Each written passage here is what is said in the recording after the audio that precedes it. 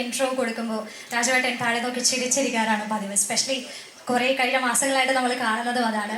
And 10-16 വർഷം മുന്നേ മലയാള സിനിമയുടെ ബ്രാൻഡ് അംബാസിഡർ ആകണമെന്ന് പറഞ്ഞ വീഡിയോ ഇപ്പം നമ്മൾ എല്ലാവരും കണ്ടുകൊണ്ടിരിക്കുകയാണ്. And you are that's really now.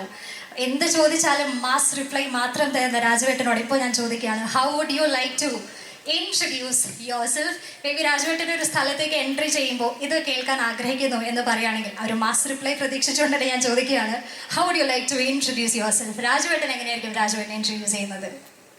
16 വർഷങ്ങൾക്ക് മുമ്പ് ഞാൻ കണ്ട സ്വപ്നത്തിലേക്ക് ഞാൻ എത്തി എന്ന് നിങ്ങളോട് ആര് പറഞ്ഞു? എത്തിയിട്ടില്ല. മാസ് റിപ്ലൈ പ്രതീക്ഷിച്ചു, അത് തന്നെ കിട്ടി. I am happy, I am very very happy. So thank you so much രാജവേട്ട. അപ്പോൾ നാളെ നമുക്ക് ഇങ്ങോട്ട് കയറി വന്ന കുറച്ച് ആൾക്കാരുണ്ട്. അപ്പോൾ എനിക്ക് ഒരു വാക്ക് അവരെ കുറിച്ച് പറയണം.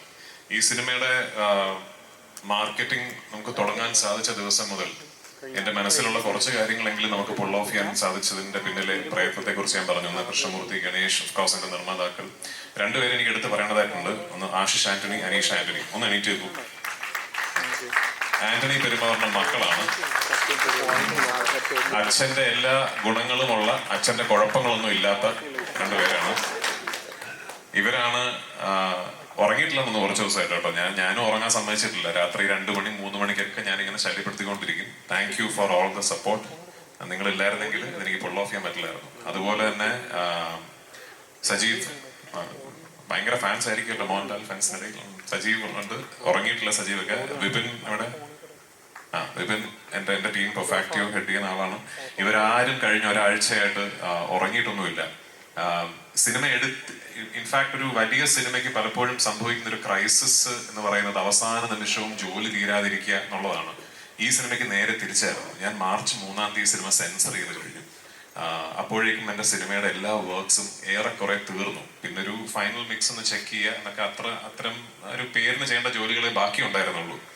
പിന്നെ നമുക്ക് ചെയ്യാൻ പറ്റാതിരുന്നത് ഇതിന്റെ മാർക്കറ്റിംഗ് ആണ്. അത് പിന്നെ തുടങ്ങി കഴിഞ്ഞൊരു ഒരാഴ്ചയായിട്ട് ലാലേട്ടനും ഞാൻ ഇന്ന് രാവിലെ തമാശയ്ക്ക് പറയായിരുന്നു, ഡെയിലി രാവിലെ എണീക്കുമ്പോൾ ഇതിപ്പോ ഏത് സിറ്റിയാണ്, ഏത് ഹോട്ടലാണെന്ന് മനസ്സിലാകാത്തൊരവസ്ഥയായിരുന്നു. പക്ഷെ അതിന് കൂടെ നിന്നതിന് ഒരുപാട് നന്ദി. Thank you so much. തലയാട്ടിൽ ആൻസർ ഒതുക്കി. So first question that I would like to ask us, ഇപ്പോൾ നാളെ ചിത്രം തിയേറ്ററിലേക്ക് എത്താണ്. What is the exact emotion in your mind? Nervousness, excitement, happiness? എന്താണ് കറക്റ്റ് ആയിട്ട് പറയുകയാണെങ്കിൽ? വലിയ സന്തോഷം. ആദ്യം തന്നെ ഇവിടെ എത്തിച്ചേർന്ന എല്ലാ മാധ്യമ സുഹൃത്തുക്കൾക്കും ഒരുപാട് നന്ദി. ഞാൻ ഈ സിനിമയുടെ ഒരു പോസ്റ്റ് പ്രൊഡക്ഷൻ മാർക്കറ്റിംഗ് ക്യാമ്പയിൻ തുടങ്ങിയ കാര്യങ്ങൾ കൺസീവ് ചെയ്തപ്പോൾ എൻ്റെ മനസ്സിലുണ്ടായിരുന്ന ഒരു മാർക്കറ്റിംഗ് ഡിസൈൻ ഉണ്ട്. അത് പൂർണ്ണമായും എക്സിക്യൂട്ട് ചെയ്യാൻ സാധിക്കാത്ത ഒരവസ്ഥയിലാണ് ഞാൻ ഇന്ന് നിൽക്കുന്നത്. കാരണം പല കാര്യങ്ങൾ കൊണ്ടും പല തടസ്സങ്ങളുണ്ടായിരുന്നു.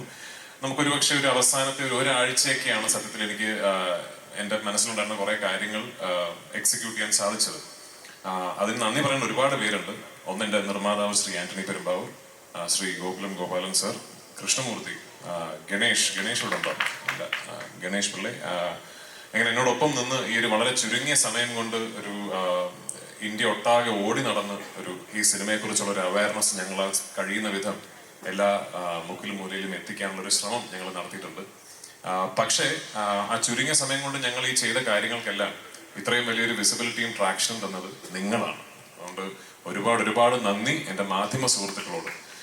ഈ സിനിമയെ ഇത്ര വലിയൊരു ആഘോഷമാക്കി മാറ്റി ഇതൊരു ഇൻഡസ്ട്രിയുടെ തന്നെ ഒരു മൈൽ സ്റ്റോൺ എന്ന രീതിയിൽ അതിനെ കണ്ട് ആ സിനിമയെക്കുറിച്ച് എന്നും സംസാരിക്കുകയും ആ സിനിമയുടെ ചർച്ചകൾ എന്നും സജീവമായി നിർത്തുകയും ചെയ്ത എല്ലാ മാധ്യമ സുഹൃത്തുക്കൾക്കും